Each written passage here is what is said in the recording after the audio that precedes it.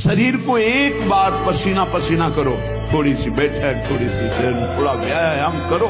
ये साधना के लिए, भगवत प्राप्ति के लिए कह रहे हैं, कोई कुश्ती लड़ने के लिए नहीं कह रहे। ये जरूरी है। पथ्यास्यायी, पथ्य का भोजन, मित भोजन करने वाला, और व्यायामी, और स्त्रीषु जितात्मा। स्त्री शरीर है, पुरुष की तरफ नहीं, पुरुष शरीर तो स्त्री की तरफ नहीं। जितात्मा, आकर्षित न होना। नरो न रोगी स्यात्, उसे रोगी नहीं कहते, भले वह साध्य रोग से ग्रसित हो। और अगर ये नहीं है तो वो रोगी ही है, आज नहीं तो कल पता चल जाएगा। मन के गुलाम, इंद्रियों के गुलाम, स्वेच्छाचारी भोगों की दुर्दशा में पड़ा हुआ मनुष्य है आज। असंयमी मनुष्य का मन और मस्तिष्क, ध्यान से सुन लीजिए, असंयमी जो अपनी इंद्रियों मन को मनमानी लगाए हुए है, उसका मन और मस्तिष्क और हृदय सड़ा देते हैं, जीवन को सड़ा देते हैं। बहुत मीठा प्रलोभन जहर मीठा माया देती, बहुत मीठा, अच्छे अच्छे अपने हाथ से गला काट लें, ऐसा है इसका प्रलोभन। बाजी बनने में ऐसा नियम ले ले कि हम गलत नहीं करेंगे, चाहे हमारे को अपना प्राण त्यागना पड़े, तो आ जाए इस लाइन में। मर जाऊंगा पर गलत नहीं करूंगा। हृदय से कह रहा हूं, अगर नाम जप नहीं करोगे, भगवान का आश्रय नहीं लोगे, तो ऐसी हवा है माया की, तुम्हें कोई नहीं बचा सकता। वो आपसे ऐसे आचरण, ऐसी क्रियाएं करा देगी। अगर भगवान के आश्रित हो, चूक हो भी जाती है, तो एक शब्द याद रखो, नामे भक्ता प्रणश्यति। भगवान कह रहे मेरे भक्त का नाश करो। दर्शन से, संभाषण से, स्पर्श से दूसरों के पाप नष्ट कर दे। अपने आप कोई भी रोग, कोई भी शोक, कोई भी ताप उसे स्पर्श नहीं कर सकता। वो एकदम हर समय फूल जैसा रहता है, क्योंकि ब्रह्मचर्य स्थित है। तो मुझे तो लगता है कि इस मार्ग में यदि चलने की हिम्मत न हो तो ब्याह कर ले और गृहस्थी में रहे, बहुत अच्छा रहता है। कोई ऐसी साध्वी पत्नी देख ले जो भगवत भक्ति से युक्त हो, और ब्याह करके सदगृहस्थी में नमक रोटी खा के रहे, अच्छा है। जिससे क्या होगा कि धैर्यपूर्वक जीवन कट जाएगा। हमारी इंद्री, हमारा मन बहुत धोखेबाज है, हमें कोई धोखा नहीं दे सकता। ये हमारा मन, हमारी इंद्रियां हमको धोखा देती है। साधु, साधक, परमार्थ पथिक, भक्त इस बात से परम सावधान। सदाचार और सरलता, संयम के साथ हमारा समय व्यतीत होना चाहिए। किसी के गवाही की जरूरत नहीं है, किसी के प्रमाण की जरूरत नहीं। आप खुद अपने हृदय की भूमिका को नाप लीजिएगा, कितनी ऊंचाई पर चढ़ रहे हो, आपको खुद अनुभव में समझ में आ जाएगा। देखो, अब देखो अपना जीवन, देखो ना, एक साल में आप बदल जाओगे। एक साल चेहरा बदल जाएगा, जीवन बदल जाएगा। नाम जप करो, आध्यात्मिक शक्ति बढ़ाओ, व्यायाम करो, शुद्ध भोजन करो, शारीरिक शक्ति बढ़ाओ, अभी आप बलवान बन जाओगे। बलवान कौन है? दूसरा गाली दे रहा, आप सह गए, उसे बलवान कहते। उसके थप्पड़ मार दिया, उसे बलवान नहीं कहते। आप में क्षमा है तो आप बलवान हैं। काम को आप जीत रहे हैं, आप बलवान हैं। उन्होंने कहा मेरी बात सुनो, जितने दिव्य ऋषि, देवता, अंतरिक्ष के दैवी शक्तियां सब प्रकट होके सुनो।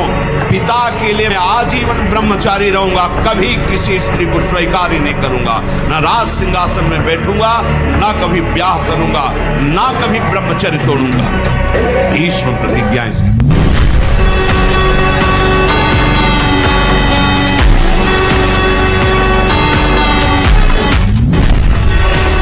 एक एक चेष्टा आपकी शास्त्र सम्मत होनी चाहिए, नहीं फेल हो जाओगे, फिर कुछ नहीं हो। मुझे बल्ब की तरह हो किसी काम के लिए। हर समय ब्रह्मचर्य का संरक्षण कैसे हो, ये तुम्हें सोचते रहना। ब्रह्मचारी हो, चाहे लड़की हो, शरीर हो, चाहे पुरुष शरीर हो, ब्रह्मचर्य परमार्थ की ऊंचाई पर चढ़ने के लिए एक आवश्यक वस्तु है।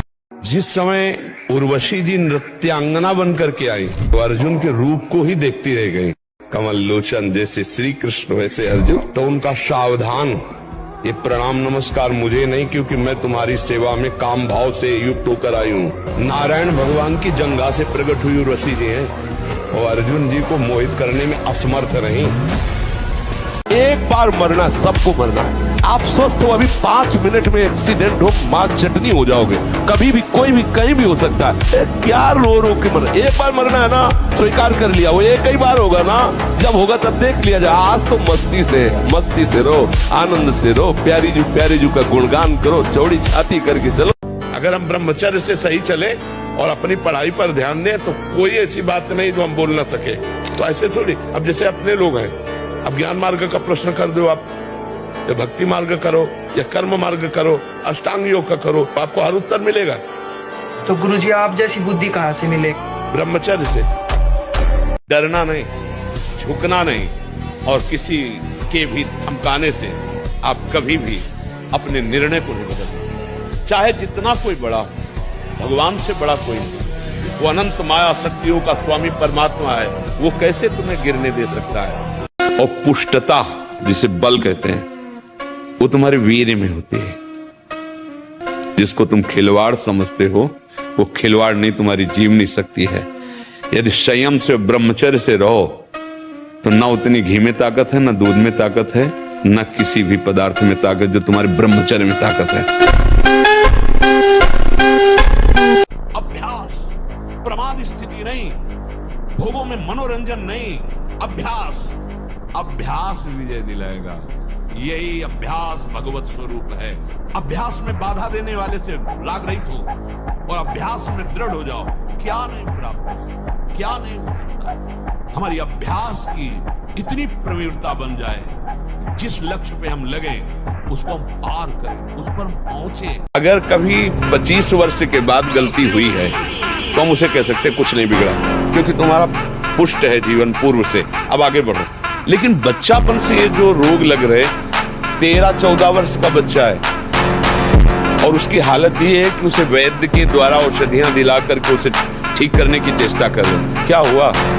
ये 13-14 वर्ष की अवस्था, इसमें तो उधर वृत्ति नहीं जानी चाहिए, मस्ती होनी चाहिए, एक अलौकिक मस्ती, एक किशोर अवस्था है। पर आचरण और संग ऐसे हो गए कि कैसे? सात्विक आहार करो, व्यायाम करो, थोड़ा भगवान नाम जप करो। तूफान को रोक, हमारे को दुर्गति इसी मन से होती है, और अगर मन को प्रभु में लगा दिया जाए तो फिर बात बन जाए। और जब ब्रह्मचर्य, ऐसा कैसे हो सकता है? बल है ना, अध्यात्म बल, शारीरिक बल की बात नहीं कहते। ऐसा कैसे हो सकता है? यदि एक बार ऐसा हुआ तो 1000 बार मैं प्रयास करूंगा और इस पर विजय। वो मतलब जिद्दी स्वभाव, एक निष्ठा उसी से आती है, उसी से।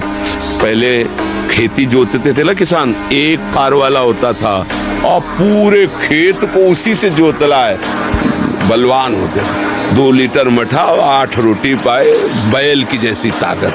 अगर बैल को नाक पकड़ के रोक ले तो वो वही खड़ा हो जाए।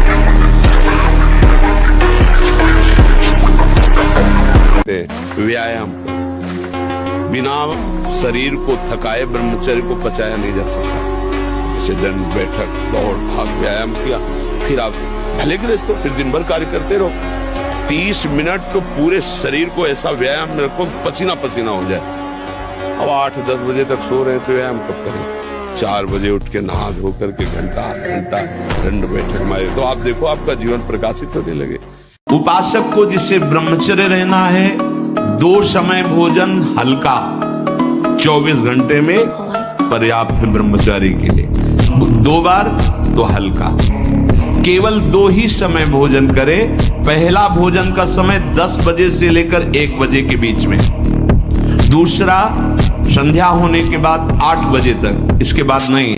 तो हमारे बुजुर्ग ने हमको सिखाया था, बांध लंगोटा बचा के इंद्री कभी न देखा पर नारी, धर्म के टुकड़े खाकर भैया चढ़ी बदन पे तैयारी। बांध लंगोटा बचा के इंद्री, ब्रह्मचर्य। अब जैसे अपने लोग दूसरे जीवों को जला के खा रहे ना, जैसे पैर बांध दिए उनको भूंज रहे हैं, तुम्हारे पैर भी नहीं बांधे जाएंगे, जिंदा भूंज जाओगे। कर्म तुम्हें बख्शेगा नहीं, ध्यान रखना। जो ब्रह्मचारी नहीं वो एक दिनचर्या नहीं चला सकता, पक्का पक्का पक्का।